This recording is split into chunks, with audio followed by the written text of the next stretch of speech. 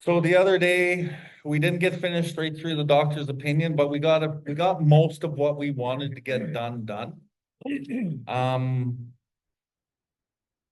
Where we ended off is just after the alcoholic cycle on page XXIX. And now we're gonna read the rest of it right to the end of the doctor's opinion. There's not a lot of like meat and potatoes in the rest of this, but we'll read it anyway. And just to recap what we kind of did on the alcoholic cycle, we talked about, the restless, irritable discontent, which is also self, which is also the spiritual malady. Anytime you hear any of those, it's kind of the same thing. And so as this person, which is us, we are stuck in self, we're stuck in the malady, we're stuck in the restless, irritable discontent. And that is a natural disposition after a while as an alcoholic, right? And maybe even your whole life as an alcoholic.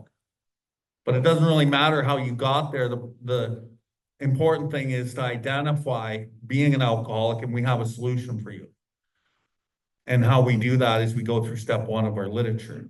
But then as we live in that enough, we succumb to the desire again, as it says, fail to resist. If you're a real deal alcoholic, you don't have the power to choose. You might think you do, and the longer you think you do, the less likely you will ever sober up. But once you understand that you don't pick the drink, once you've crossed the line in your drinking or drugging career, the drink or the drug picks you up and you will use. The problem with that is we have an allergy to alcohol or drugs. And then we go on the spree. And then the spree can last a day, week, months, fucking years. My last spree was 6 years. I had no idea what was wrong with me. I always tried to stop on my own. I'd have job opportunities and work and stuff, and I'd stop for a week or two or a month or two. But as soon as that was over, I was fucking high again. And then I was on the spree again. And then the cycle continued. And then, but eventually, after every spree, I emerged remorseful. I came out of there going, what a fucking piece of shit. Like, why can't you stop? Look what you're doing to your family. This is fucking bullshit, what you're doing to your life and what is happening to everybody around you. With a firm resolution not to drink again, which is in that paragraph here on XXIX. And I had a firm resolution not to drink or use drugs again many, many times. Like there's a road out by Chestermere. It's a gravel road, like out heading towards Glenmore Trail. I drove that road every day going to my shop when I owned my business that crack took away. But I drove that road.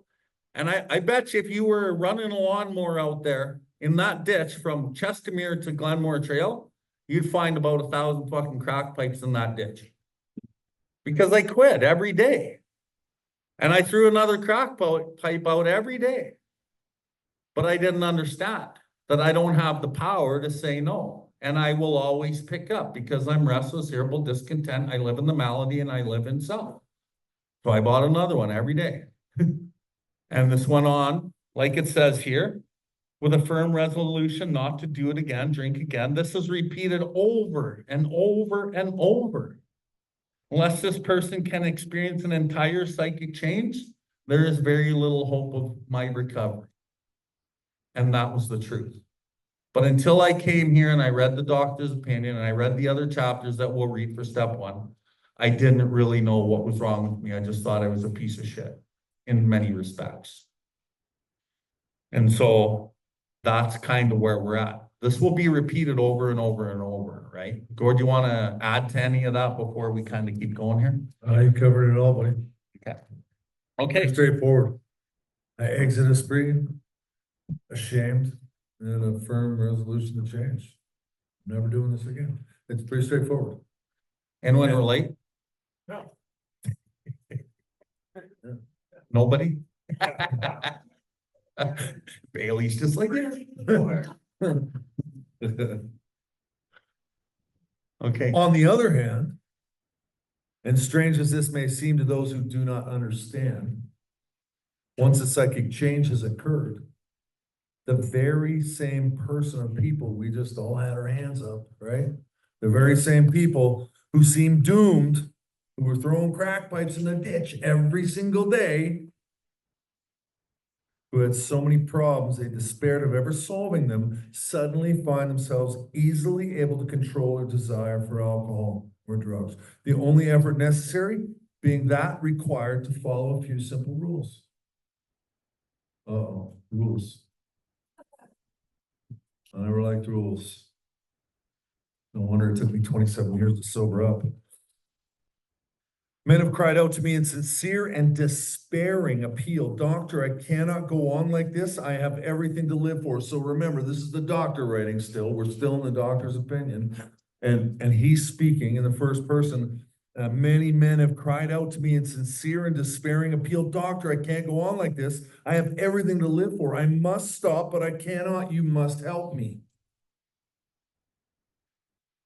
Faced with this problem, if a doctor is honest with himself, he must sometimes feel his own inadequacy. And I find that very humbling. That a man of that type of knowledge, that level of education is willing to admit that he just has had no real impact on the problem. That's pretty profound to me.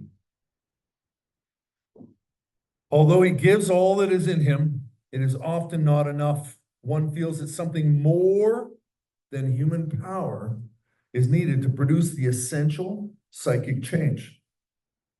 Though the aggregate of recoveries resulting from psychiatric effort is considerable, we physicians must admit we have made little impression upon the problem as a whole.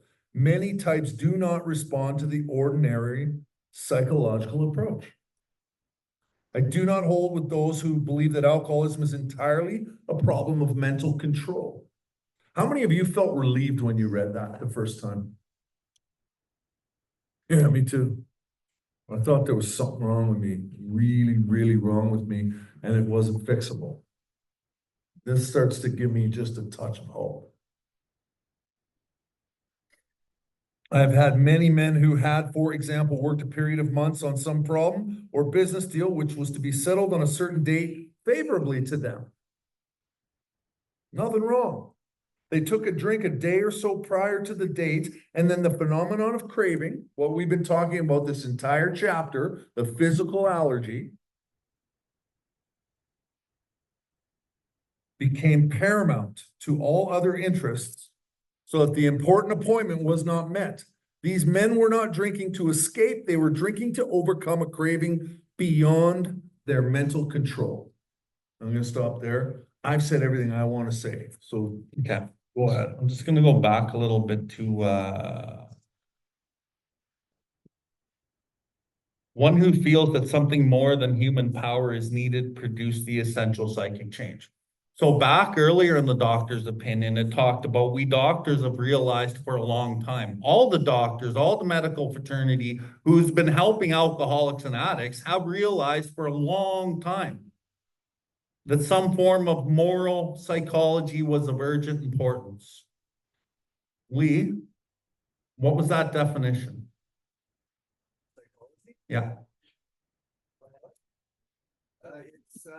It's egoism to altruism. Okay, so Amber Lee had found something in her clinical work that she's taking with her course for addictions. And it said, what was it again?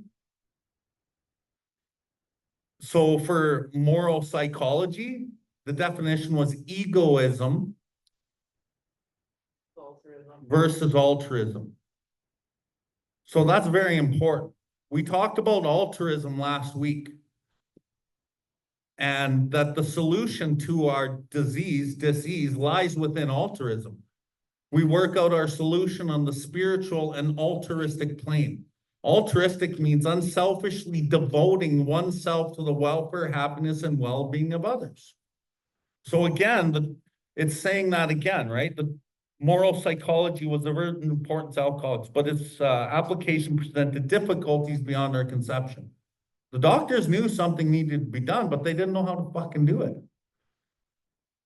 They were perhaps not able to, well equipped to apply the powers of good that lie outside of the synthetic knowledge. Again, we're talking about a higher power, the powers of God. that lie outside of psychology and science. So kind of going back here. Where am I? One feels that something more than human power is needed to produce the essential psychic change. Basically, he's saying, good luck changing without a power. And I can vouch for my change. I wanted to change for a long fucking time. Even when I was in my like work spree and I was still like hurting my family, I wanted to fucking change. I didn't want my wife and kids to walk on eggshells, but I was powerless over my anger. I was powerless over anger, man. Anyone in here have issues with anger? Just for the guys in drum and everywhere else on Zoom, everyone pretty much put up their fucking hand. Right? Like, Yeah. this is the thing, Matt. But by the grace of God, my anger has been, I've been restored to sanity for the most part. Creator, have mercy on me, because last time I said that, which was 6 years ago, he fucking made me so angry just to show me who was the boss, right? But then we get to this. Though the aggregate of recoveries resulting from psychiatric effort is considerable, we physicians must admit we have made little impression upon the problem as a whole. The aggregate of recoveries, that means combined effort is what aggregate means. So though the aggregate of recoveries, what kind of recovery? Psychology, psychiatry, counseling, all the scientific means of studying the mind and trying to change us from psychiatric effort is considerable. We physicians must admit we have made little impression upon the problem of alcoholism as a whole. Many types do not respond to the ordinary psychological approach. We don't really respond to the ordinary psychological approach. That's why it's so important that we have got. And I'm thinking, you know, as we look at CBT and like, you know, we can say, oh, it doesn't work for us. But when we look at the steps, there's a lot of CBT kind of in the steps, right? As we work on defective character and we ask for change and we're doing some of the things that we do in the steps, the only difference is we're asking for help from the power. And we're fucking removing the things that aren't God with the power's help. That's the biggest difference, right? It's important to understand that moral psychology, I love what you guys said there. That's very, very cool. And I could grasp that. But I'll tell you something, when I first sobered up, that was too much. Egoism to altruism, what the fuck does that mean, right?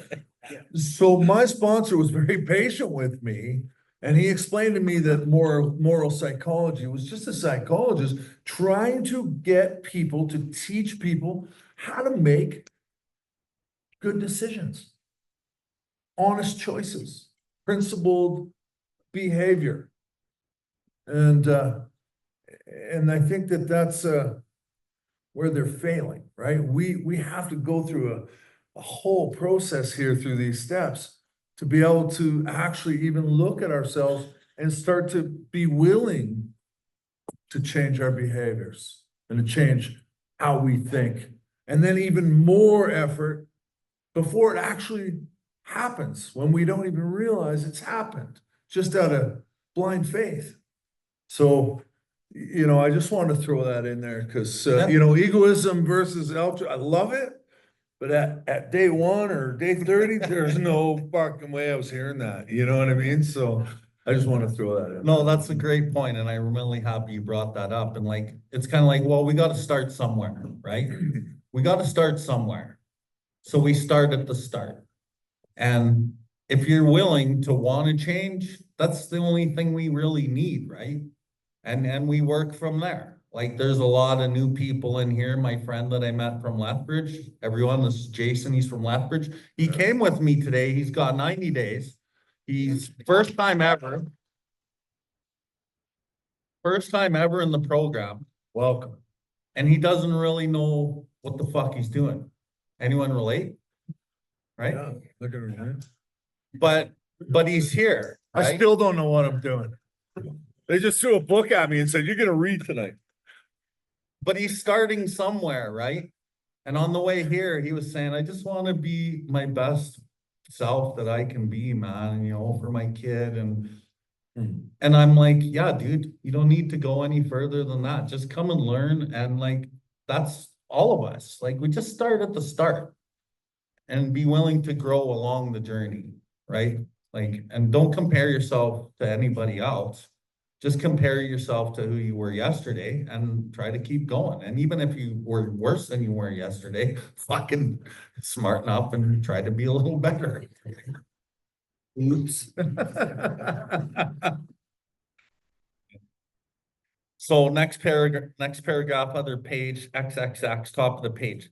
So when we take the drink, these men were not drinking to escape. So once you take the drink, you might have taken the first drink to escape. Oh, fuck the kids, or oh, my life, or, my boyfriend, my girlfriend, whatever the life circumstances are, my family, or, whatever, my anxiety, my depression. But right? that was a great day. I deserve this. Right? Or that even, Yeah. right?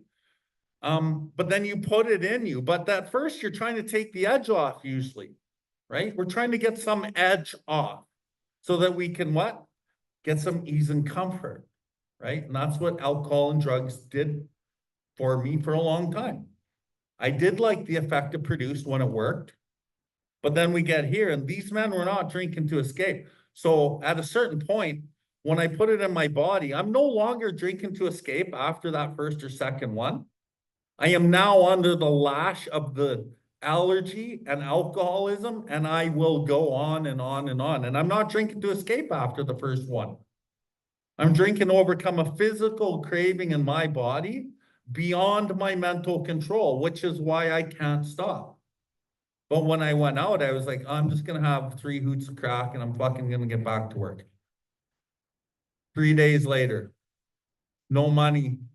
And I'm driving home and I run out of gas on 16th Ave and I'm walking through farmers' fields to get home. And that happened like 5 times. My wife's like, what's wrong with you? How come you keep running out of gas? And I'm like, I don't know. I'm just forgetful. Which I became very forgetful too, because I'd go to the gas station to get gas. Well, I'll just tell you this. I'd go into Calgary to get my dope. I'd fucking be in such a hurry to get my dope. I'd blow a red light. I'd speed through it. And I'd get 2 flashes for the tickets. And then I'd do the same thing at the same light going home. And then I'd stop for gas. And I'd go in and prepay because they changed that because people were stealing gas. So I'd go in and prepay, jump in my truck, not put the gas in, and leave and run out of gas. Like, this is the kind of life that I lived at the end there. And Jason was like, oh, will my forgetfulness get better? And he said that on the way here. And I'm like, yeah, bro, it'll get better. It takes time. And then you'll get older and it'll get worse again. Sucks.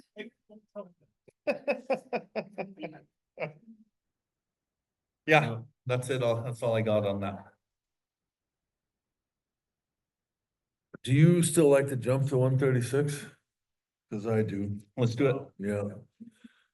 So the next paragraph, I left it out just cause I like to read page 136 after I read it and on XXX or Roman 30. The next paragraph says there are many situations which arise out of the phenomenon of craving, which cause men to make the supreme sacrifice rather than continue to fight. So, first of all, what is the supreme sacrifice? Anyone? Suicide? Is it that? Yes. Yeah, exactly. I want to ask you, do you guys think that people are doing that when they're drunk or high? Yeah. I think that they're sober too, but why? Well, let's talk about that after. Does everyone have a book? You jump to page 136 real quick.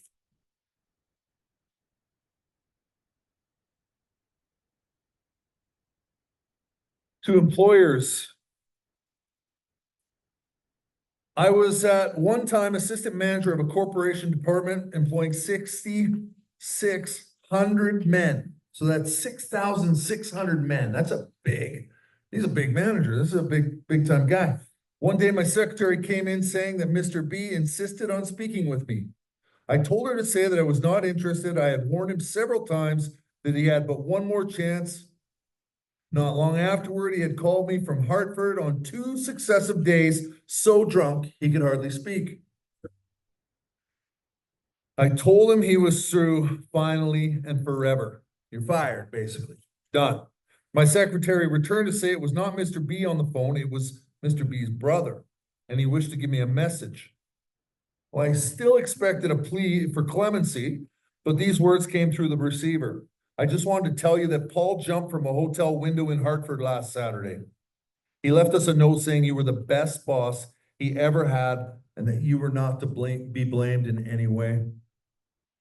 Another time, as I opened a letter which lay on my desk, a newspaper clipping fell out. It was the obituary of one of the best salesmen I ever had. After 2 weeks of drinking, he had placed his toe on the trigger of a loaded shotgun. The barrel was in his mouth. I had discharged him for drinking 6 weeks before. Still another experience. A woman's voice came faintly over long distance from Virginia, and she wanted to know if her husband's company insurance was still in force. 4 days before, he had hanged himself in his woodshed. I had been obliged to discharge him for drinking, though he was brilliant, alert, and one of the best organizers I have ever known. Here were 3 exceptional men lost to this world because I did not, the employer did not understand alcoholism as I do now. So that's just 3 examples from a guy that had no idea about alcoholism, fired these people. How many people have lost jobs here? Yeah, me too. I tanked my career so bad, it took me 3 years in recovery to finally get a job. Seriously, I tanked. I can vouch for him. Yeah, you can. I hired him. He said he gave me a job. That was neat. That was neat. Why do you guys think that this supreme sacrifice gets real? Why does anyone have any idea, any question? Am I supposed to be speaking into the microphone? Yeah. Anyone have any clue? Yeah, go ahead. Yeah. You've lost all hope, right? Yeah. If we're to speak of the literature, we read it last week, and that was that alcoholic cycle, right? But most importantly, for me, they have succumbed to the desire again, as so many do, and the phenomenon of craving develops. They pass through the well-known stages of a spree, emerging. So coming out, something stopped them from, they ran out of money or they ended up in jail for the night. They got sober somehow. They emerged from this spree, remorseful, with a firm resolution not to drink again. How many of you here have been through that cycle more than once? 27 years of it for me. I'm not quite honestly sure how I survived it. So can you imagine that firm resolution and what happens to that? Numerous times of failure. Eventually that shame grows, doesn't it? And do you think that that firm resolution to change diminishes? And we end up exactly what my friend over here said, hopeless. And we put our toe on a trigger, or we hang ourselves, right? And that's what happens to a lot of us. So this is the real deal. This is the real deal. I don't know how to live my life without the aid of something else. Thank God today that is a higher power. But it took me quite some time to find it, and I don't know why or how I survived, but I did. And now I'll try and give it back. Bill, you got anything to add to that? The only thing I'll add is I'm just gonna flip to a vision for you. It's on page 151. And this is kind of what Gord's talking about. This is what Vern was talking about. So I'll just read a quick talk, hopefully briefly. Anyone that knows me. Placing Okay. any bets? So this is really important page, right? I go here often in my sponsorship and when I'm teaching people. Because it really speaks a lot, okay? For most normal folks, and maybe me when I first started using and drinking, ask yourself these questions about what this reading is. Drinking means conviviality, companionship, and colorful imagination. It means release from care and boredom and worry. It is joyous intimacy with friends and a feeling that life is good. But not so with us in those last days of heavy drinking or using. The old pleasures were gone. There were great memories, but never could we recapture the great moments of the past when it worked. There was an insistent yearning to enjoy life as we once did, and a heartbreaking obsession that some new miracle of control would enable us to do it. There was always one more attempt and one more failure. Less people tolerated us, the more we withdrew from society and from life itself. As we became subjects of King Alcohol or drugs, shivering dozens of his mad realm, the chilling vapor that is loneliness settled down. It thickened, ever becoming blacker. Some of us sought out sordid places, hoping to find an understanding companionship and approval. Momentarily we did. Then would come oblivion and the awful awakening to the hideous four horsemen. Terror, bewilderment, frustration, and despair. Unhappy drinkers and users who read this page will understand. When I read this page, I was like, wow, holy fuck, man. I get that. The blackness of loneliness, man, that was my life for a long time there. Now and then a serious drinker, being dry at the moment, says, I don't miss it at all. I feel better, work better, I'm having a better time. As ex-problem drinkers, we smile at such a sally. We know our friend is like a boy whistling in the dark to keep up his spirits. He fools himself. Inwardly, he would give anything to take a half a dozen drinks and get away with them. He will presently try the old game again because he has no power. For he isn't happy about his sobriety and he doesn't understand it. He cannot picture his life without alcohol or drugs. Someday he will be unable to imagine either life with alcohol or without it. He will know loneliness such as few do.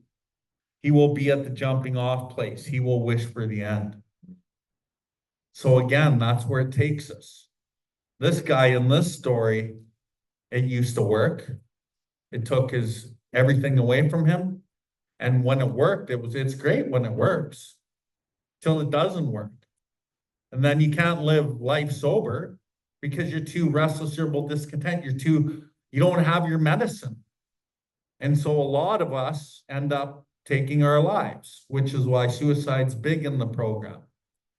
And it's big with people who don't have a solution of higher power. Right? Many men make the supreme sacrifice rather than continuing to fight. Why do you think they don't continue to fight? Because they don't understand step one. They don't understand the malady. They don't understand what's wrong with them. They think they keep picking up. They keep making bad choices. And they can't drink, but they can't not drink. And if they don't drink, they can't live. So, but once you understand your problem, which we're just at the very beginning in this study, we're at the very fucking beginning. There's 4 chapters of the problem. Out of the 103 pages, which is 12 steps, 51 or so are step 1. So that's half of the pages pretty much, because it's a lot. You got to understand that. Why do you need to understand what the problem is so deeply? So that the gates of hell close on you with a clang, in a sense. Because you need that fucking gut level concession, or you're not going to do 2 to 12 in its entirety, right? Anyway.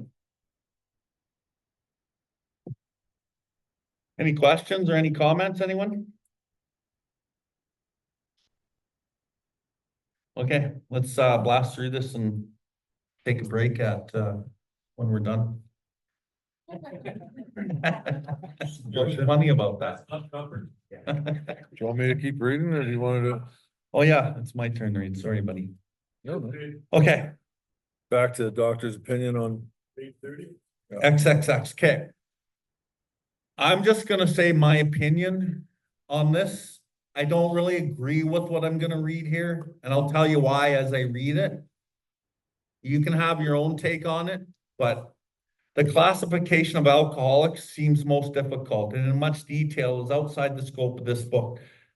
There are, of course, the psychopaths who are emotionally unstable. We're all familiar with this type. They're always going on the wagon for keeps. They are over remorseful and make many resolutions, but never a decision. There is the type of man who is unwilling to admit that he cannot take a drink. He plans various ways of drinking. He changes his brand or his environment. There is the type who always believes after being entirely free from alcohol for a period of time, he can take a drink without danger. There is the manic depressive type who is perhaps least understood by his friends and about whom a whole chapter could be written. Then there are the types entirely normal in every respect, except in the effect alcohol has upon them. They are often able, intelligent, and friendly people. So we have a number of different styles of alcoholics as the book is describing, but then all these and many others have one symptom in common. They cannot start drinking without developing the phenomenon of craving. What's the point? If they have one symptom in common, which is I have an allergy to alcohol, then it doesn't really matter what kind of alcoholic you really are. But I think where it does matter, and Janine, you guys know Janine, my friend Janine, she pointed this out because she's clinical. She went to university for a bunch of different shit, right? And so when we did the study there a couple of years ago, she let me know that it was kind of handy because in clinical, they kind of diagnose people differently. And so it kind of made some sense to me because, you know, they diagnosed them as manic depressive or whatever, right? But to me, as a guy who's just grown up in these programs, 12-step fellowships and done what I've done, I don't really see the point to it, right? But if I'm here and I go through this literature, I'll know that I'm an alcoholic. And that being said, I raised my hand sort of in comic relief to every single one of those because I have been every single one of those types of people at different stages of my life. So, you know, maybe some of us are just one or two. Some of us went the gambit. But what I noticed through sponsorship is as I'm taking this is years ago, I don't really spend much time here when I do this now. And I say to them the same thing I said to you guys, so it becomes irrelevant. But early in my sponsorship career, the alcoholic wants to identify with one of these so bad. Oh, that one's me, that one's me. And I'd be like, oh, really? Now I'm like, fuck, bro, I don't care. It doesn't matter because we all have the same problem. Right. Yeah. Okay, so the manifestation of allergy, which differentiates these people and sets them apart as a distinct entity. Okay, I'm going to reread that. The phenomenon of craving, as we suggested, may be the manifestation of an allergy, which differentiates these people and sets them apart as a distinct entity. That's one of the main things that sets us apart from a heavy drinker. The heavy drinker does not have the allergy to alcohol. We do. And when we look at like a drinking or using career, as you progress in it, eventually you cross an unknown line that you can't see and you become allergic to it. And it doesn't matter how you got there. The only thing that matters is identifying that that is you and that we have a solution for you, right? And how do you identify that? Countless vain attempts to control and enjoy our drinking. How many detoxes have you been to? Fuck, I'm not an alcoholic. I've been to 30 detoxes, 6 treatment centers. Fucking, I think I just have a problem. Okay, maybe you do. Go through step 1, bro. It has never been by any treatment. Remember, we're in the doctor's opinion still. The doctors, right?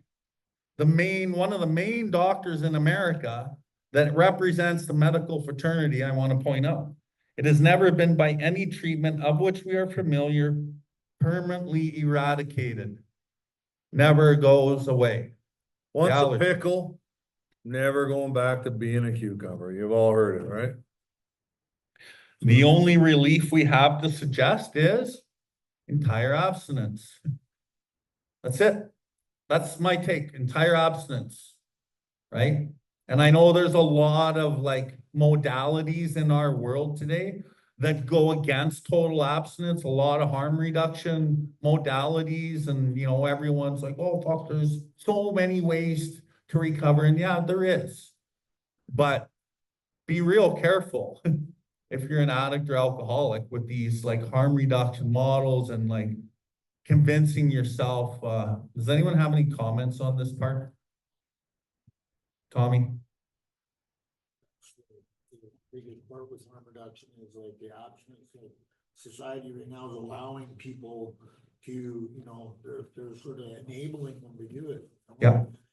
It doesn't help the problem. No. It creates what, like it creates a whole new problem, you know, giving these guys in jail Suboxone. They don't even fucking do down. They go in there, do Suboxone, come out, they're fucking up fentanyl. Yeah, dude. You know, it's ridiculous. Pardon me? No. Paraphrase? Can you repeat it? Yeah, come up here. You're coming on screen. Okay, Tommy had some really good things to say, and Gord's gonna get him on the mic. Hello? Yeah, I've done harm reduction and been, trying to do, you know, outreach work and stuff. And I find that like abstinence is today's culture, like guys in jail are getting Suboxone and they go in there and they're not even on, you know, on fentanyl. But they do it so they can sleep and the government hands it to them. And then they get out and they fucking get sick from it and they end up doing fentanyl and dying in the ditch, you know, and society's enabling people constantly with this. Right, and we don't want to get into controversy here, but you know, this is an opinion, and this is like mine and Gord's big book study, so we can fucking say what we want. I don't agree with harm reduction. I'm sorry, but I'm just a guest here. No, I'm not. Thank you, Tom. I Thanks, appreciate Tommy. that. Just Can, keep it there for now and we'll pass it around as needed. Amanda wants to say something. Yeah. In this like, situation, like qualifying is super important, because I understand what you said, like identifying, Nice. I think I'm loud enough. I think identifying stuff with the fact that I struggle back and forth with like, am I a hard drinker? Am I the real deal? But like, I don't wanna play with that issue either, right? And because it's really dangerous to say, well, you know, you can do this and this, and like, I think that's something that, when it talks about the big, when it talks about, seeking outside help, like, we seek outside help because we're all not clinical doctors, and we're all those things, you know, get some different information, because if I'm the real deal, I don't want somebody saying, well, you should take this, and you should take this, when like, that's not my key, could just cause my allergy to keep going, because I'm not just the hard drinker, I'm not just the day-to-day, and day-to-day, people can put it down, like my sister dump on alcohol, I don't get that, right, but that kind of stuff, like, that's okay, maybe those are the situation in that harm reduction, that journey to move forward, right, but for me, like, you can't give me stuff like that, I'm at the hospital, like, now I'm allergic to that stuff, I'm allergic to that stuff, those kind of things, if something happens, right, if you're, like, that's super serious, you don't wanna try to, it's not up to us, qualifying is super important, I think, in this situation. Thank you, Amanda. Adam, right? Vern. Vern, sorry. Vern? So I've tried the marijuana maintenance program. I've tried you know, just drink, won't do my drug of choice, or I won't do my cross addiction. And you know, if you're the real deal, which I am, you need this spiritual connection. And once I put any mind altering substance into me, that connection is now skewed. It's not quite broken, but it's clouded. And it's not it's not strong enough to keep me sober. And so that's why I absolutely believe in complete abstinence of everything, because you will lose that connection. And that's our key. That's the golden key. And you've learned out of bitter experience. Over and over and over again. Anyone else want to chime in before we keep going? I'd like to say something though about this. And believe me when I tell you that I'm a total abstinence person, I have to be. But it just needed to be very, very clear that we all learn our own way. And some of us die learning, and some of us don't. I didn't. And I learned that total abstinence for me was what was required. But I also need to tell you that there are people that I know that Suboxone has helped and they are off it and they live wonderful lives. I know a few people that are you know, on the marijuana maintenance program, if you will, and I don't know what kind of life they live, but they're sober and they're not killing themselves. So I don't judge. I don't judge, but it's a very dangerous argument to have. Like, if you know yourself, then you know what you gotta do, but it's not my place to tell you. It's just not my place to tell you. I'd really like to comment on that, because like, I wasn't saying that Suboxone No. is not helpful. It is for people that are already fentanyl addicts. What I'm saying is the government is pushing this stuff out there, getting people hooked on it. You go to the hospital, they get you on hydromorph. Next thing you know, you're doing fentanyl. Next thing you know, you're in. Yeah, no, I get you, Tommy. That in no way was what I was saying was against anyone that shared here tonight. I'm just also throwing it in that we gotta be really careful, and I'm gonna tell you why, okay? I'll tell you why I said that. Why I felt it important to relate that. I was, I don't know, a year sober maybe, and I was going to a meeting, I won't say the fellowship, but I went to a meeting and this old guy talked about first sobering up and how he had this friend and he and her were really close friends, and she was on some type of a depression medication. And he was like, "Oh, come on, man, we're sober. You don't need that shit. Let's just do this thing together." And he talked her into getting off of that medication. And guess what? She killed herself. And he had to live with that for 30 years. And so I'm very, very careful who I tell and what I tell and when I tell. I try never to tell. I speak of my own opinions and my own examples in my life. And this is up for each individual to figure it out and decide for their own self, what works for you, right? If you're the real deal like me, yeah, I'm pretty sure you need total abstinence, but you gotta figure that out, man. Yeah. I was actually in that same situation, and I was kind of anti-medication because I seen the effects, but I didn't know that the antidepressants, you can't just stop taking them because people will literally jump out the window. Yeah. It's cool that we get so excited about being sober. We gotta be careful. Gotta be careful. And I'll just finish off with, I'm not a huge harm reduction fan, but, and for these reasons that we've heard today. And one of the ones I really liked was Amanda saying, you know, they put you on these drugs and the malady and the allergy kind of keep getting set off. And the root of the trouble never really gets dealt with, right?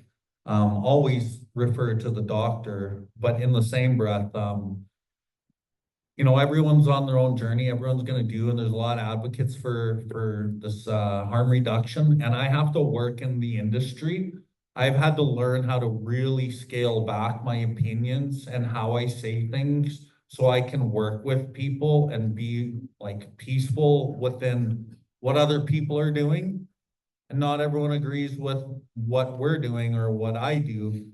So, you know, the tolerance, love and tolerance of others is their code. And it's not like I'm just tolerating, although years ago, I think I did. But I'm just pretty chill with it all now. And, you know, whatever anyone wants to do, fuck, go ahead. Live your fucking life, right? But I think for us, and I really love this part about what we do, is we carry the message of our own depth and weight of what we know about us and about our fellows. And we do that in a tactful and kind and compassionate way. And we carry that message, and we may be able to help somebody through our own experience like that, right? But many people might not want to hear it, and that's fine too. Right? Okay, let's finish this chapter off, Gord. Give her. This immediately precipitates us into a seething cauldron of debate. Much has been written, as you can tell, we just spent 20 minutes debating. Much has been written pro and con, but among physicians, the general opinion seems to be that most chronic alcoholics are doomed. God, I hated hearing that. But I knew it. Deep down, I already knew it. Anyone know what the definition of doomed is? Certain to fail, die, or be destroyed. I just love how this guy, he knows the definition of every word in this book, I think. I'm so glad, because I don't. What is the solution? Perhaps I can best answer this by relating one of my experiences. About 1 year prior to this experience, a man was brought in to be treated for chronic alcoholism. He had but partially recovered from a gastric hemorrhage and seemed to be a case of pathological mental deterioration. He had lost everything worthwhile in life, was only living, one might say, to drink. He frankly admitted and believed that for him, there was no hope. Following the elimination of alcohol, there was found to be no permanent brain injury. He accepted the plan outlined in this book. 1 year later, he called to see me, and I experienced a very strange sensation. I knew the man by name and partly recognized his features, but there, all resemblance ended. From a trembling and despairing nervous wreck had emerged a man brimming over with self-reliance and contentment. I talked with him for some time, but was not able to bring myself to feel that I had known him before. To me, he was a stranger, and so he left me. A long time has passed with no return to alcohol. I was gonna stop right there and say, you know what?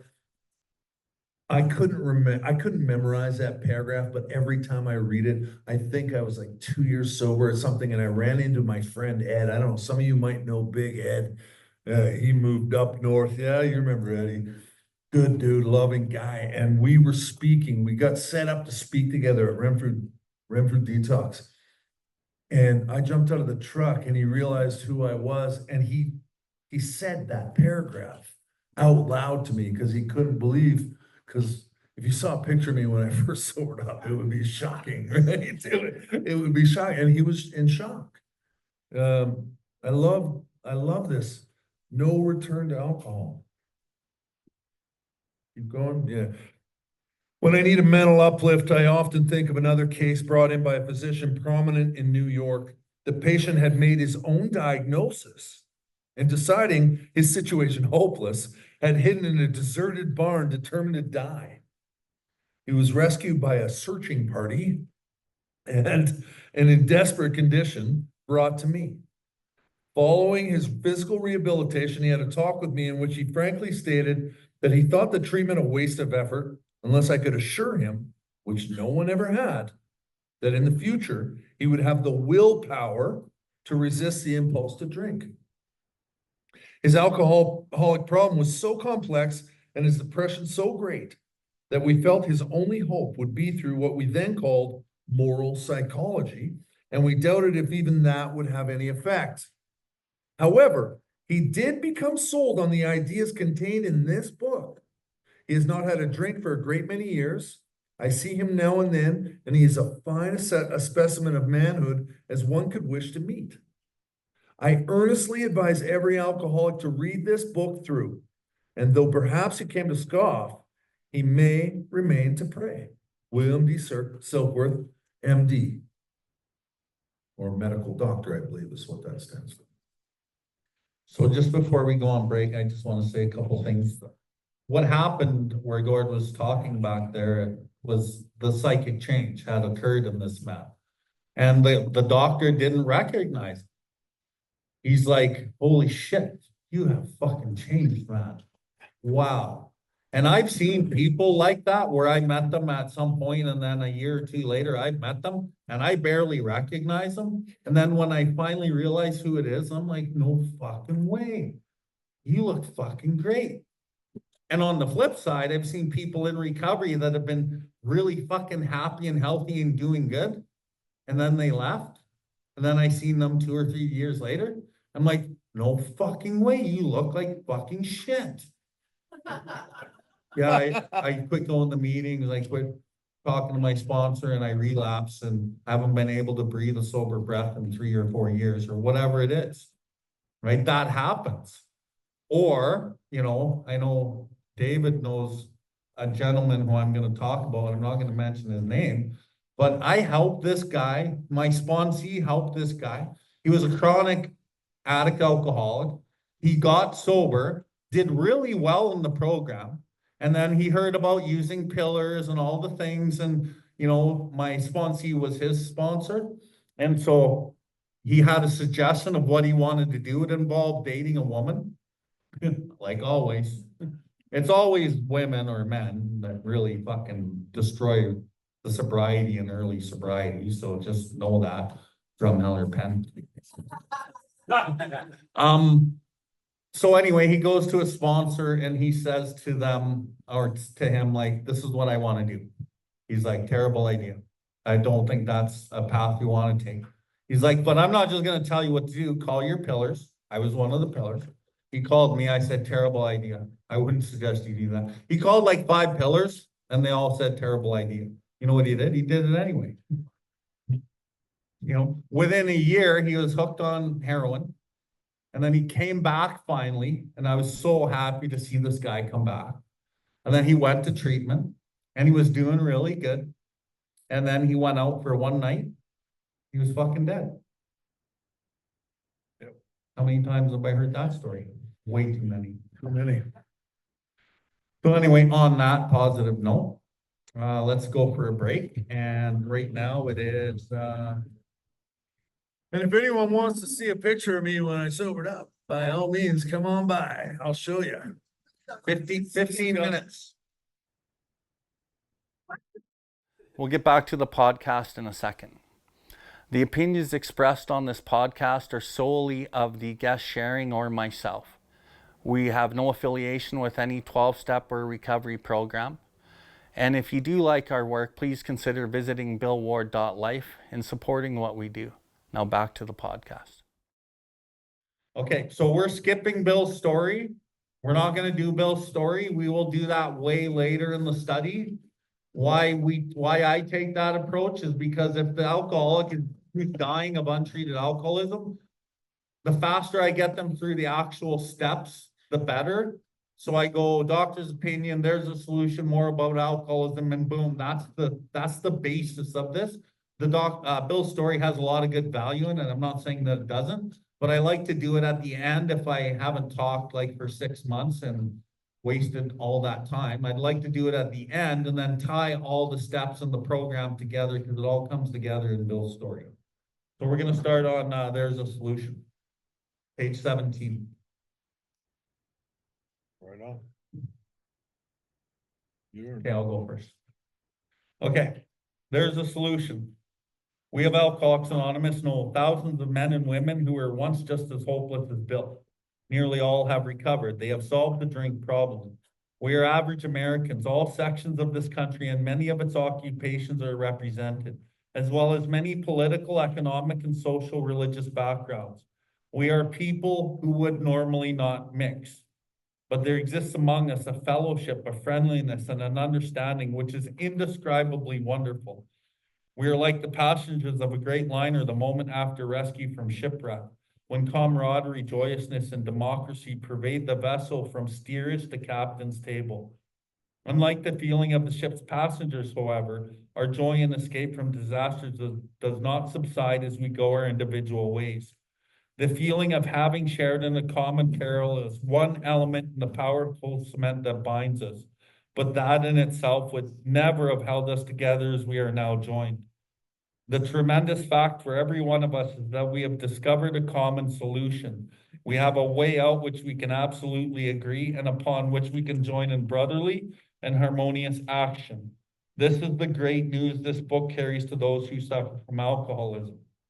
So I'm going to stop there and I'm going to go back up a bit. We are people who would normally not mix. That's pretty apparent. But there exists among us a fellowship, a friendliness, and an understanding which is indescribably wonderful. We are like the passengers of the great liner moment after shipwreck, when camaraderie, joyousness, and democracy pervade the vessel from steerage to captain's table. Does anyone know what steerage to captain's table means? Vern? Bottom of the ship, where in the captain's table where all the elite first class. Correct. Bang on. So if you remember the movie Titanic, there was all the poor people in the very bottom of the boat, and all the rich people were at the top at the captain's table. And it's all of us in between and at the bottom and at the top as far as society goes. This disease does not differentiate who you are, what you do, how much money you make. It doesn't care. It'll steal from you like the rapacious creditor, it says in step 1 in the 12 and 12, which means a creditor who takes way more than what's due, okay? Unlike the feeling of the ship's passengers, however, our joy and escape from disaster does not subside as we go our individual ways. The feeling of having shared in a common peril is one element in the powerful cement that binds us. But that would never have held us together as we are now joined. So what that is saying is, I'm an alcoholic, you're an alcoholic. Awesome. I know when I first came to the program and I sat in a meeting and I started hearing you guys talk and I started like relating to like you, I was like, fuck, I'm not alone. This is really beautiful. But that's not enough. It will not hold us together as we are now joined. And what I want to highlight here is this last bit of this final paragraph. The tremendous fact for every one of us is that we have discovered a common solution. We have a way out which we can absolutely agree, upon which we can join in brotherly and harmonious action. This is the great news this book carries to those who suffer from alcoholism. Does anyone know what brotherly and harmonious action mean? Okay, so basically, I'm going to take you to page 164 and I want to read a paragraph there and then I'll come back to this. So page 164 is the last of the big book, basically, as we know it, right? This is the last paragraph on the last page of the big book. From here on, everything else is stories, okay? So I really love how Bill hid this paragraph in the back of the book, on the last paragraph. And remember, Bill W. himself wrote what I'm going to read here, okay? Abandon yourself to God as you understand God. Admit your faults to him and your fellows. Clear away the wreckage of the past.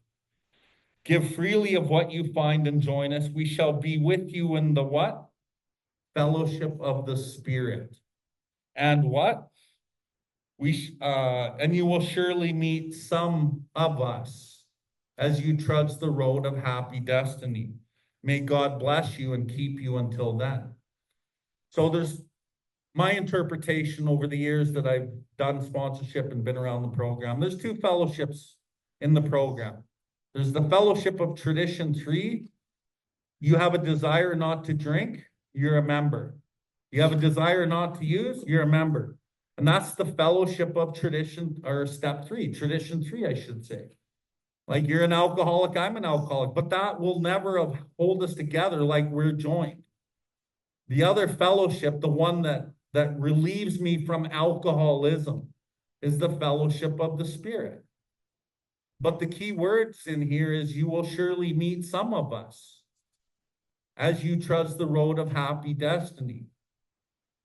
Trudge in 1935, when the book was written, it means to walk with purpose. That's what trudge meant back then. So as we trudge the road of happy destiny, we're actually walking in service to God's kids, like working for our Creator, and we're trying to help people as much as we can in whatever state of our life is. And we all are needed by Creator to do His work. We all have skills and abilities that we have that can help people. So that's a really important fellowship. And that's the one, when you look at all these fellowships, 5% of the people do 95% of the work in the fellowships. Like the fellowships are, stay alive because of the 5% of the people that put on the meetings, do the business meetings, do the chairing. And the other 95% of the people are just people that come and go and come and go and come and go. But without the 5% of the people who keep everything going, this would probably all fall apart. And when you look at the rates of success in recovery, like I discussed last week, it's approximately, in my opinion, again, and I know treatment centers and the government are going to combat what I'm going to say, but that's fucking fine. I believe that about 5 people out of 100 stay sober for a year. And out of that, 2.5 stay sober for 5 years. So when you look at the 5% again, it's like 5% of the people are living in the fellowship of the Spirit. And there's a lot of fucking around going on in the fellowship of tradition 3. And it's like, what do you really want? You want a life of fucking around and not really getting this, or living miserable and still taking, you know, people for granted and using people? Or do you want to grow into the best version of yourself that you can? And that's really the crux of this. So when we go back to there's a solution, we talk about brotherly and harmonious action. Step 8 principle is brotherly love. That's what it's saying. It's talking about brotherly love and harmonious action, which is packing into the stream of life. And the way that that happens is by working the program in its entirety to the best of your ability and following the directions. Like, there's a lot of people in the program that are not living in harmonious action. Many that are not living in brotherly love. And so, like, why I love to do these studies is because I want to inspire you to live in brotherly love, live in harmonious action. We agnostics, be an intelligent agent, be a spearhead for God's ever-advancing creation. Like, really try your best to be your best and help others. That's what the program is about. Removing me out of the way so I can serve you. And I've said it before. I'm designed by God to serve, but I'm conditioned by the world and society and my experiences to serve myself. But God's design is much better. And what the program does is it removes all the things that make me selfish and serve me so that I can serve you. And when you get to the 12th step, which is service, if you're following this process correctly over years, you will become of service naturally, because that's the true design of the humans that we are. Step 10 removes self. Step 11 allows me to access more power to help remove self, the power to carry out step 6 and 7. And then through the result of that, I serve without reservation. Without reservation. I don't need to think. You need help, I'm gonna fucking help you. If you need help, I'm like, oh fuck, that's gonna interfere with my time. Oh fuck, that's gonna cost me money. No, I'm okay. That's reservation, right? Getting to the point without reservation, brotherly and harmonious action. That's what holds us together. And the fellowship of the Spirit is a small fellowship, but it's a beautiful fellowship. And the thing about this, and I'll shut up in a minute, is it's a really lonely fucking path. Because when everyone else is over here doing this, which is much easier, and everyone else is doing it, I want to do that too. But if I go this way and do what's hard, I reap the benefits on the long path of the journey. I can easily do what's easy. But if I do what's hard, my life gets really easy. And I'm following this different path. And that's the fellowship of the Spirit. Doing things that nobody else is doing. That's not easy. But I found it's very worth it. So, Gord. Does anyone know what brotherly love is? The actual meaning of brotherly love is? What's that? Unconditional love, there's one. Well, if you look it up, it speaks about being compassionate towards others. That's what brotherly love is. It's not like loving a child. It's not like loving a wife or a husband. It's about loving the fellow man that you may not even know. You may know, you may not know. It's just about an attitude of compassion to everyone. What's that? Love without question. Yeah, yeah. I love that Billy went to 164. It's funny that this is the same guy, actually, that I told the story about with the medication earlier. Same guy. And he actually just died last year. So he's died sober, but he put this a way that I could really relate to. What is all of our destiny? So we trudge this road of happy destiny. What is the destiny that every single one of us have in common?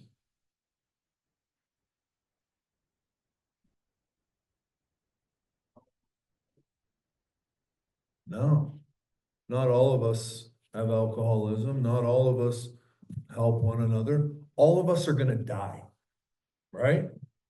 Is that not true? Every single one of us has a destiny that we're going to die one day.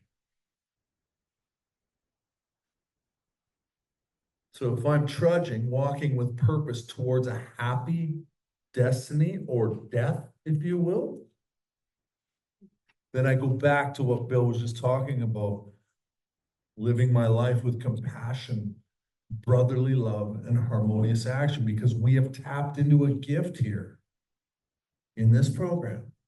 In these 12 steps, we've tapped into a gift that allows me to hopefully, I can't tell you from experience yet, obviously, but I hope that one day, and I think that one day, I'm going to die a happy man because I've lived my life to purpose.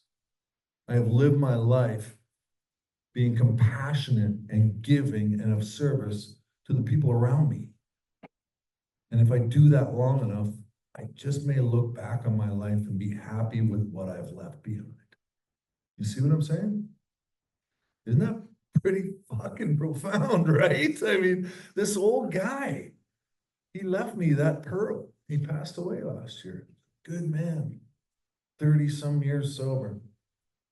Just a little story he told in the meeting affected me on a level that I could never ever tell him. So anyway, I just wanted to share that with you. Thanks.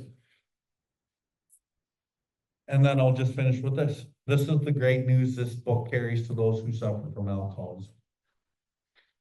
This is the message that the book carries of love and compassion, love and tolerance of others as their code. Might have to start with hate and tolerate. But you know what? We got to start at the start. I remember when I was first here, I fucking hated a lot of people. Now I hate none and dislike a few. The defects start to get a little more muted, right? I don't think they ever go away, but What's the old saying? If you don't have any resentments, you're not going to enough meetings. Who has no resentments here? Perfect. Okay, that's it, Gord. Give her. all right. An illness of this sort. 18. Yeah. An illness of this sort, and we have come to believe it an illness, involves those about us in a way no other human sickness can. If a person has cancer, all are sorry for him and no one is angry or hurt. But not so with the alcoholic illness, for with it there goes annihilation of all things worthwhile in life. It engulfs all whose lives touch the sufferers. It brings misunderstanding, fierce resentment, financial insecurity, disgusted friends and employers, warped lives of blameless children, sad wives and parents, and anyone can increase this list. We hope this volume will inform and comfort those who are or who may be affected. There are many highly competent psychiatrists who have dealt with us have found it sometimes impossible to persuade an alcoholic to discuss his situation without reserve. Strangely enough, wives, parents, and intimate friends usually find us even more unapproachable than do the psychiatrist and the doctor.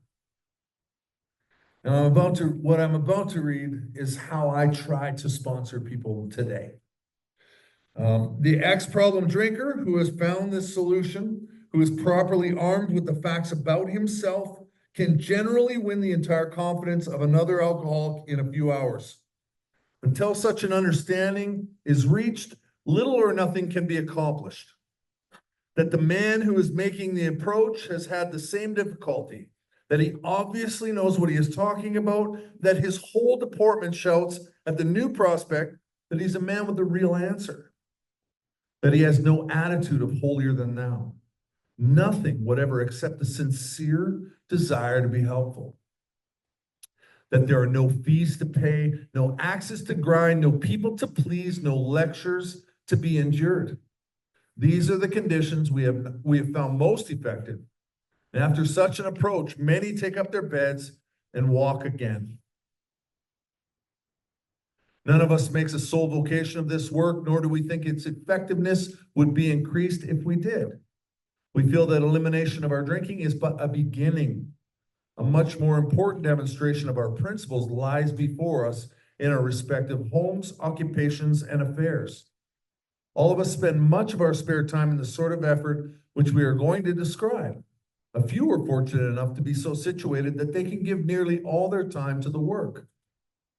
If we keep on the way we are going, there is little doubt that much good will result, but the surface of the problem would hardly be scratched. Those of us who live in large cities are overcome by the reflection that close by, hundreds are dropping into oblivion every day. Many could recover if they had the opportunity we have enjoyed.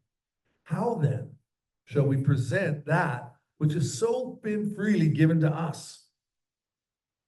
We have concluded to publish an anonymous volume setting forth the problem as we see it. We shall bring to the task our combined experience and knowledge. This should suggest a useful program for anyone concerned with the drinking problem.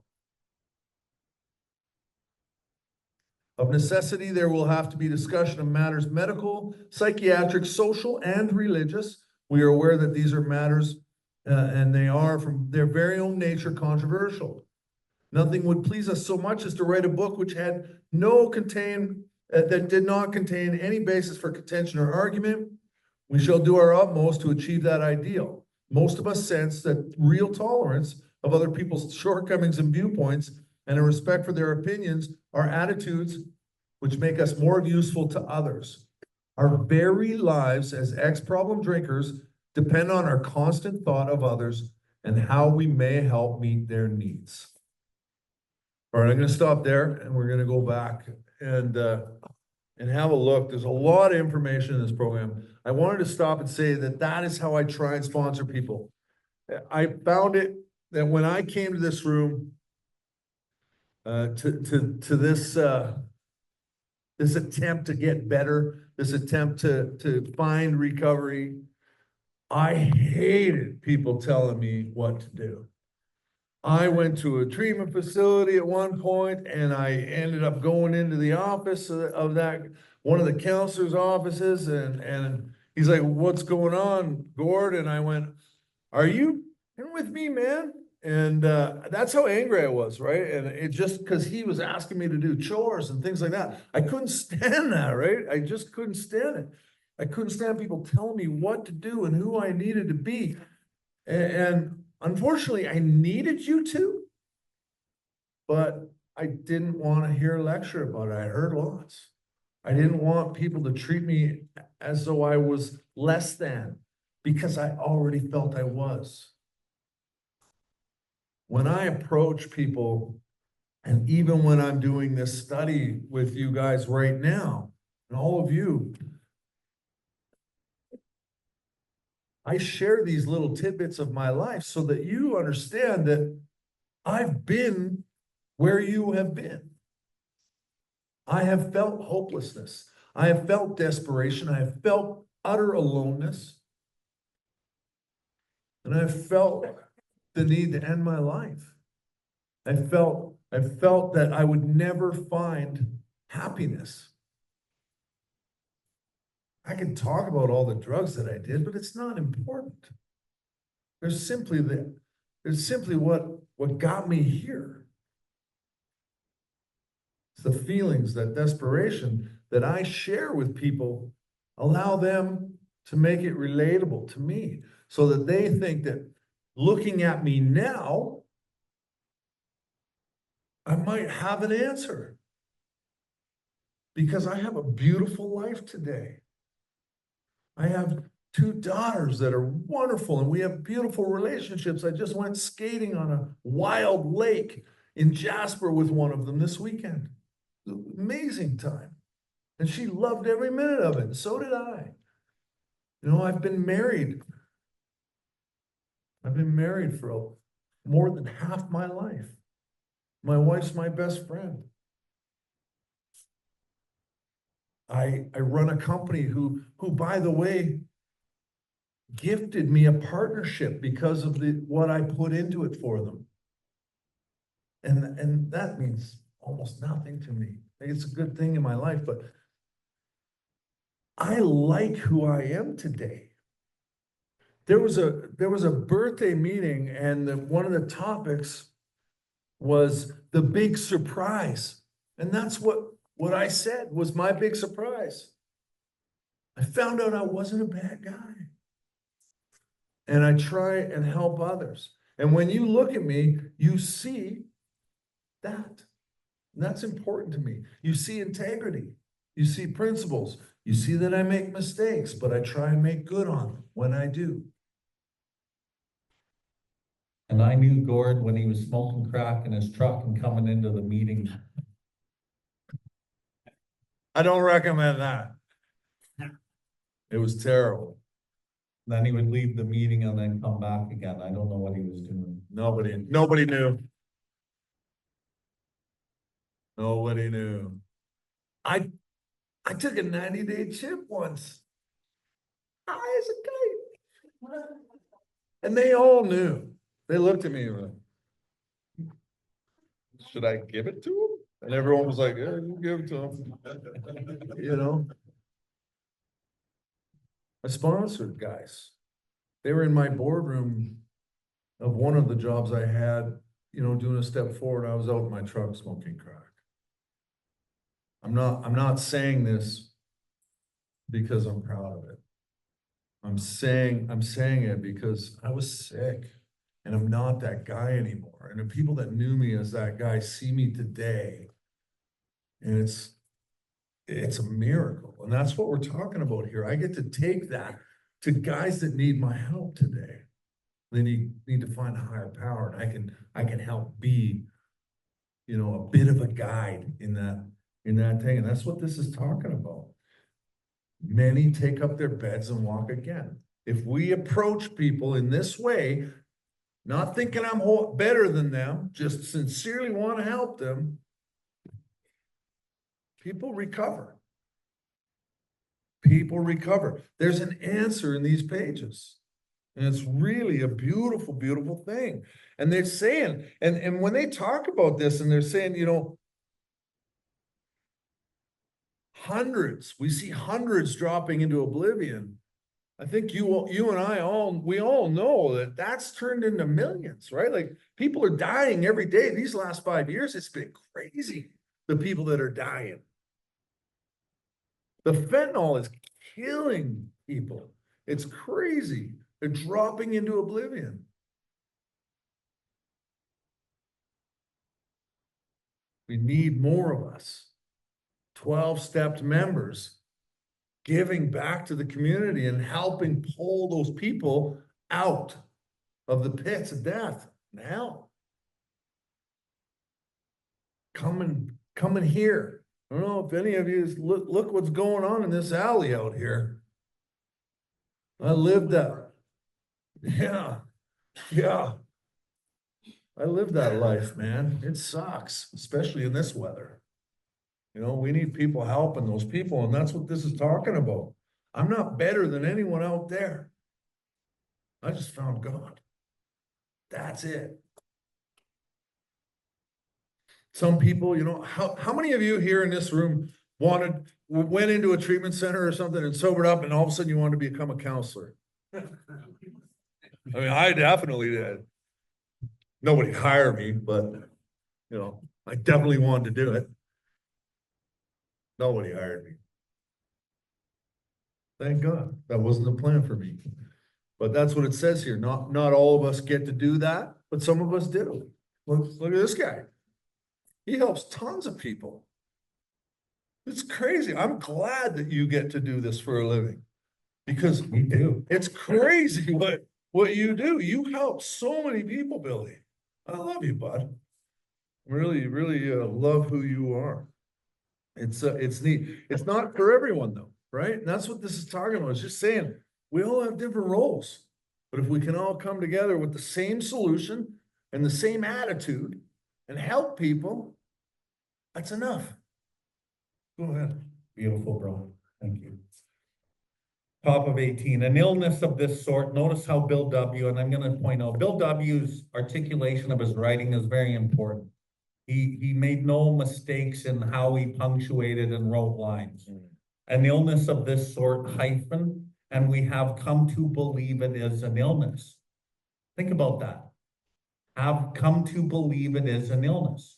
It's almost like at some point I come to believe I have the illness. How do we come to believe we have an illness? Anyone been in and out for quite a while here? Okay, Amanda, Tiffany, how did you come to believe you had an illness? You bounced around in and out, or not even in, and then maybe you finally figured it out you had an illness, but did it not come through countless vain attempts to try to control and enjoy it? Multiple detoxes, treatment centers, and then people telling you this, and like Amanda, you're like, well, maybe I'm just a heavy drinker, right? No, you're not.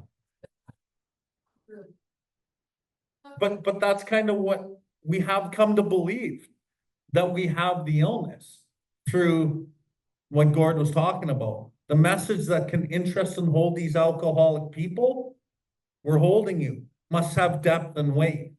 The depth is the experience of, that I'm an alcoholic or an addict based on my story, or you knew me before. Most of you didn't know me before, so you base it on how I'm sharing and what we talk about. That's the weight. Gord talked about, he knows what it's like to be out there. So that weight really carries a lot. That depth carries the weight. And the weight is something's working. Right? Like I was just down in Lethbridge and I saw Mark. There's a guy, Tommy's brother, right? They're not brothers, but they're brothers in like spirit, right? And this guy's in a meeting and I haven't seen him in a long time, and he starts sharing and I was kind of embarrassed, right? But I go a lot of places, a lot of people know me, and I don't even know a lot of these people. And I didn't recognize Mark. He looks different than his Facebook picture. But he's a great guy, right? And he messages me. And he's like crying in the meeting because you're alive, bro. He can't believe you're alive. And what he said was like, your big book study changed Tommy's life. And Tommy would tell you that the big book study I did 3 years ago changed his life. But I didn't know that. But I know that that's the kind of things that happen, because the message that interests and holds Tommy had depth and weight. And he's sober how many years now? 4.5 years, right? And he was on the verge of fucking losing his shit when I met him. But he's fucking doing so good. And this is like one experience of many fucking people. So we come to believe. But I think it's really important that we carry the message that this book contains of depth of our experience and weight. And we don't promote it though. We just tact and common sense. So down a few paragraphs to what Gord was reading, the ex-problem drinker was found the solution who was properly armed with facts about himself. This book arms me with the facts about my problem and how to bring the weight. Can generally win the entire confidence of another alcoholic in a few hours. Until such an understanding is reached, little or nothing can be accomplished. This isn't out of my own arrogance, but I can sit with an alcoholic or addict that I just met. Here's one right here, actually. He jumped in my fucking car today. Based on what? A 5-minute share? right? 3-minute, 5-minute share at a meeting. The depth and the weight got him in my car to bring him to the big book study today, and this was the other day, right? Because I'm armed with facts about myself. And I could win the entire confidence of this man in a short time. And then on the drive here, it happened even more, right? What up, Tom? First time I heard you speak at the God of Wanted, and the alarm went off, and I was like, give that guy. I remember that. Anyway, but also the man who is making the approach has had the same difficulty. That's the depth, right? And he obviously knows what he is talking about. The whole department shouts at the new prospect that this is the man with the real answer. He has a no attitude than holier than thou, nothing whatever but a sincere desire to be helpful. No fees to pay, no actions to grind, no peoples to please, no lectures to be endured. Well, maybe there is the odd one with me. These are the conditions the odd one. Most effective. Anyway, I want to go back here. The man who is making the approach has had the same difficulty. And he obviously knows what he is talking about. His whole deportment shouts at the new prospect. That's your body language, and my body language shouts. And not only with alcoholism, like the allergy and the obsession and the spiritual malady, but I think really what, like, a lot of my experience and my success in the 12-step fellowship with service and helping people has come from my difficulties with my defects of character. And like really explaining what the defects of character look like and how I've overcome them. And, you know, a lot of my studies and the work that I do aren't made really for the brand new guy. They're more made for somebody who has been around a year or 3 or 15 that are floundering and don't really know. And then like Tommy, they say, fuck, I never heard it like that before. Because they don't have the beat around the bush style. And I know that the real deal alcoholic needs the real fucking truth, man. You give the guy too many different options and he doesn't know what's wrong with them. But if he's presented with the proper information and he understands what he's dealing with, it's a fucking life and death errand, which he will fucking follow. Which is why step 1 in the importance of understanding this illness, fucking spiritual malady, drives my inability to not pick up.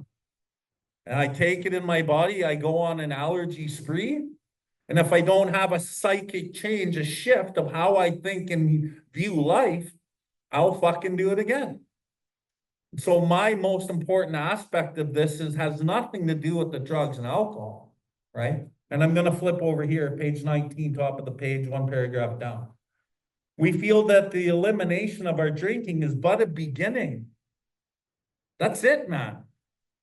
The removal of your drinking or drugging is the fucking barest beginning of treating this illness.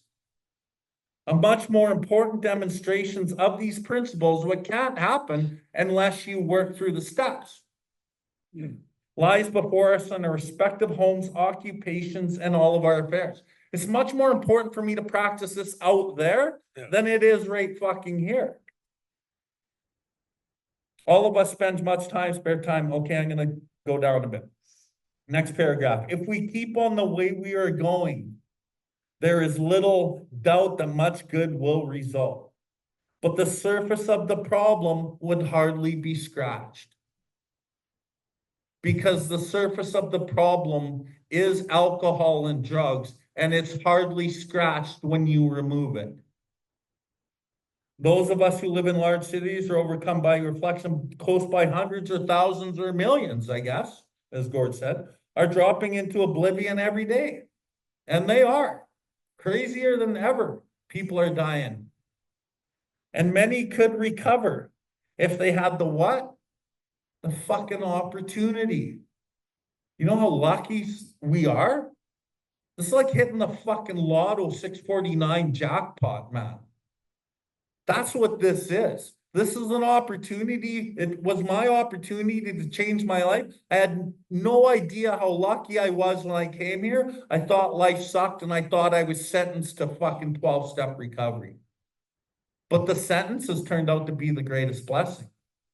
And if you don't look at this as an opportunity or a blessing or a gift, I think you got a lot of work to do. Because normal people don't have the ability to use these processes to get well. And as you look around our society is producing sick people everywhere. And then they go to the doctor, they get the drugs for their fucking addiction, and Big Pharma is running the show, right? And, oh, I got anxiety. Oh, here's a pill. Oh, I got depression. Oh, here's a pill. Oh, I got this. Here's a pill. Here's a pill. And then you look across the board and you see all of our physical illnesses that cause unknown, cause unknown, cause unknown. I'll fucking tell you what the known cause is. It's a spiritual malady. Living in fear will not allow you to be very happy, man. And it causes all sorts of physical and mental illnesses. And this literature that we use allows you to remove fear, allows you to look at it, allows you to do all these things that normal people don't even get to do. I'm really glad I burned my life to a fucking crisp. My ex-wife wouldn't really agree with that. But for me, I had to lose it all to find it all.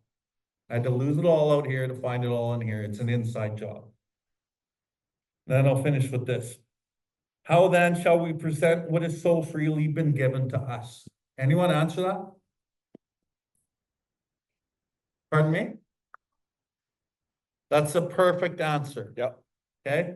How then do I present what has so freely been given to me? I give it back away. I show you how to do it.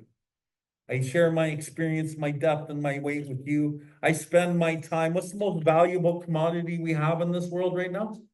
Time, man. I spend my time with you so I can show you, so you can show somebody else. And the ripple effect of this love that we're doing, that we're giving away, we become altruistic, and it ripples across. Dude, it's so big, the shit that we're doing. We have no idea what we do and how it's going to impact generations and generations. Like I see people on the screen from Haida Gwaii and Saskatchewan and all over, and like, you know, so many people that have heard the message and they're spreading it somewhere else, right? So anyway, I just fucking love this shit, man. It's at that very point in the book that I look at my sponsees when I'm taking them through the steps. It's at that very point. How then shall we present that which has been so freely given us? And I look at my sponsees, and you can prove this. He's sitting right there, and he'll tell you this is absolutely what I said to him. I said, I will never ask you, I don't ever want to accept a coffee from you. You don't have to buy me coffees. You don't have to pick me up. You don't have to do anything for me except one thing. And this is it. When we are done here, you will take someone else through this book. I'm only getting you to promise to do it once. Here's the trick. I know if you do it once, you're going to be hooked and you're going to be doing it again because it's a beautiful thing, right? But it's at this point that I need to know if they're serious. We lock them in, right? But now he's committed. He promised me. Okay, I'm gonna finish my spot with this, bottom of the page. Most of us sense the real tolerance of other people's shortcomings, viewpoints, and respect for their opinions are attitudes which make us more useful to others. If you want to circle that bottom paragraph and write step 10 there, because this is a step 10 thing, okay? More useful to others. So when we look at step 10 and we're identifying self in that process, I'm doing it for one reason. So I can clear the channel of self, access more power from 11, so I can fucking serve in 12. And that's what will happen. And that shortcomings, viewpoints, and respect for other people, that'll all come. It all comes. So I'll finish with this. Our very lives, page 20, as ex-problem drinkers or users depends on our constant thought of others and how we may help their needs. And the constant thought of others, me and Lee were talking about it last night on the phone. A lot of that's intellectual at the start. I have to think about it. Oh yeah, I'm supposed to help somebody. Oh yeah, it's always intellectual, it's intellectual, it's intellectual. But as you go down the path of service and doing these disciplines, it becomes just the right thing to do. It becomes altruistic. And so you don't even think about it. And as you go down this path of starting with like, fuck, I'm doing it because I need to stay alive. I'm gonna help you because my sponsor said I need to stay alive. And then 3 years, 4 years down the road, it's like, fuck, I'm doing it because it makes me feel better. And I feel like shit, I need to feel better. Then you get to the point where you just do it because it's the right thing to do. You'll see your gradual growth in how you are, and your viewpoints and opinions and other people's shortcomings will be less likely to throw you off. And you will really have no opinion on outside issues. Outside your own autonomy, you won't have opinions on other people's issues. Hence, because of that, you're not drawn into public controversy. You're not drawn into other people's drama because of their fucking trauma, which is tradition 10.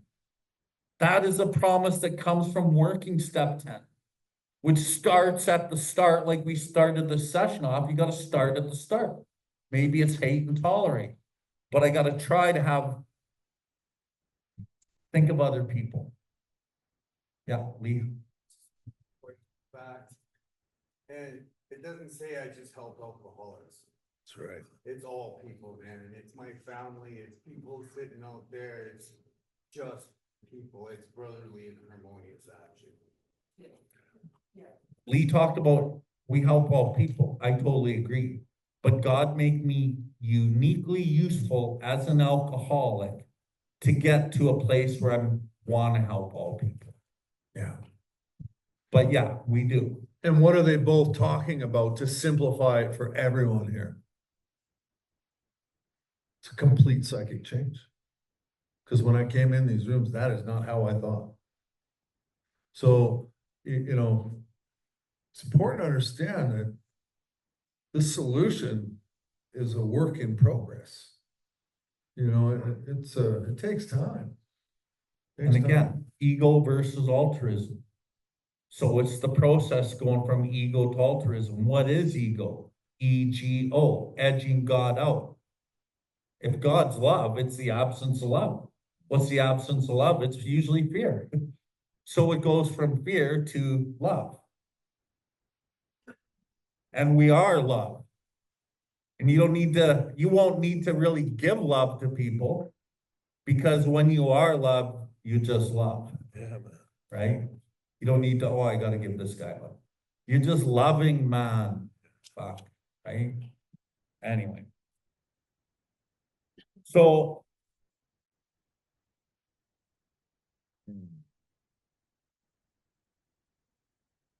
Do we read another page or two, or do we shut her down? Because we got started late.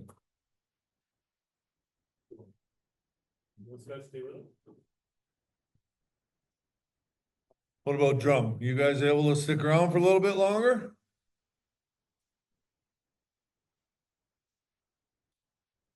Okay, let's do it, Gord, and we'll stop here. But what about the real alcoholic? We won't get into that. You go ahead. Okay. Okay. Top of 20 almost. You may already have asked yourself, why is it that all of us become so very ill from drinking? Is that a question that we ask? Yeah. Doubtless you are curious to discover how and the why in the face of expert opinion to the contrary, we have recovered from a hopeless condition of mind and body. If you are an alcoholic who wants to get over it, you may already be asking yourself, what do I have to do? Most people are. What do I have to do? I don't know. I'm baffled. It is the purpose of this book to answer such questions specifically. We shall tell you what we have done. Before going into detailed discussion, it may be well to summarize some points as we see them. How many times have people have said to us, I can take it or leave it alone. Why can't he? Why don't you drink like a gentleman or quit? Why don't you smoke crack like a gentleman? That fellow can't handle his liquor.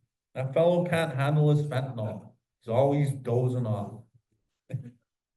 Why don't you drink beer and wine? Lay off the hard stuff. His willpower must be weak.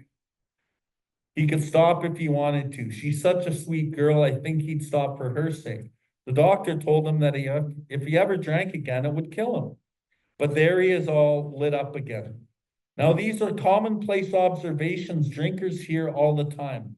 Back of them is a world of ignorance and misunderstanding. We see that these expressions refer to people whose reactions are very different than ours, including doctors, including psychiatrists and psychologists. Moderate drinkers have little trouble in giving up liquor entirely. So here's a kind of a spectrum of drinkers: moderate, heavy, and then next week we'll start with the real alcoholic, okay? Moderate drinkers have little trouble in giving up liquor entirely if they have good reason for it. They can take it or leave it alone. That's your auntie who drinks a half a glass of wine and puts it down, and you're salivating at that fucking glass of wine. And you're like, what's wrong with you? What the? Right, Lee? Here, I'll finish. Yeah, I'll finish. Then we have a certain type of hard drinker.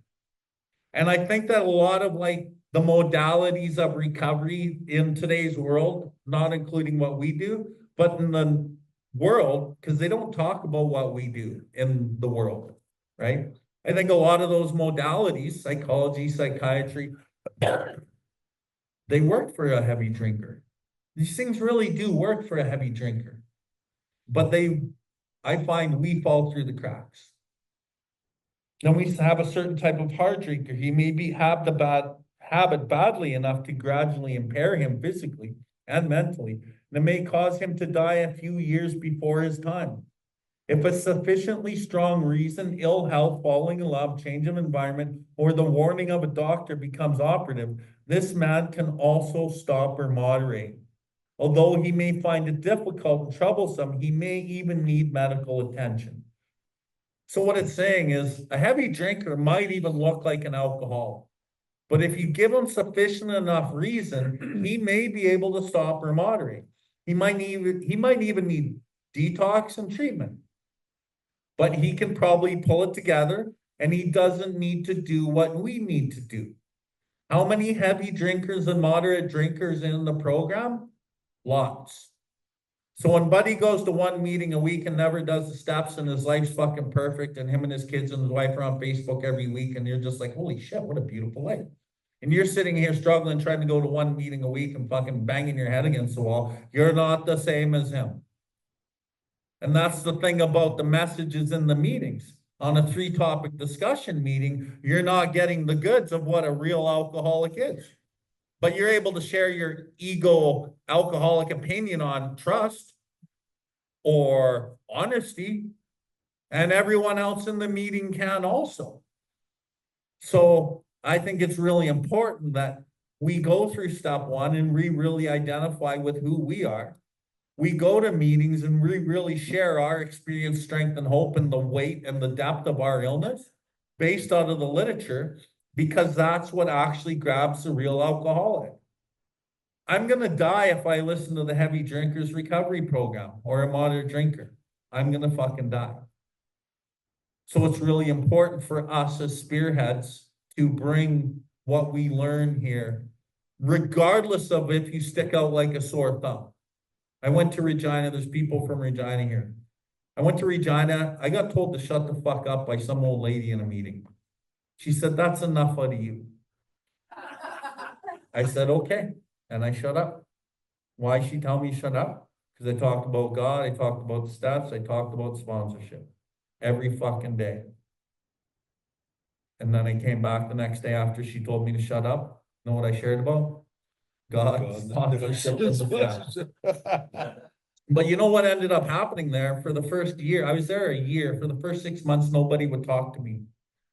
I was like ostracized from my own fellowship of Tradition 3 fellowship there. They wouldn't talk to me because I was different than most of what was going on there. And then there was a couple people that got drawn into the depth and weight. And then I sponsored one and he was like the town drunk. Everyone knew this guy and they all knew that he was never gonna get sober. And he asked me and I said, are you really ready? He said, yeah. I said, okay, this is what we're gonna fucking do. And we did this. What happened? He got sober. He stayed sober. What'd he start talking about? God steps sponsorship. He ended up sponsoring the guy in the homeless shelter who was his boss. Or he got a job there after he was homeless there, and then he ended up sponsoring him. It's still sponsored today. And then I sponsored a woman and another guy. And then the next 6 months, everyone wanted to talk to me because they're like, this guy's fucking like doing something, and all these people are getting sober, and like, what the fuck? So I go to Regina and I see some of my friends here. Like, I got such a beautiful fellowship of the spirit when I go there. I feel like it's home. But it was fucking hard because I walked this lonely path and I got ostracized. But I fucking just did the job that Creator needed me to do. And I listened to speaker tapes, and one of the speaker tapes was Chris Raymer. He said, you go to the meeting and you talk about fucking God. Because I was like, I don't know if I want to talk about God in the steps. And fucking no one likes me. But then I was like, fuck, okay, Chris, thanks, bro. It was the speaker tapes that kind of made me keep going that one. And then I just did it. And then, you know, like Gord said, my whole life has been built on service. And like a lot of this service and how my life has been built, trust me, I really had nothing to do with it. I've had a lot of people help me for many years because of this. You work for God and the people work for you. And a lot of fucking people wanted to help me because I helped them somehow. I never asked, and I still don't. And sometimes I do. And when I make the call, hey, can somebody help me? I get 10 fucking guys showing up at my door. Or for these things, you know, help. And I got the text messages to prove it. Yeah, I'll be there. Yeah, I'll be there. Yeah, I'll be there. Because people want to help when you help, right? So that's it for me.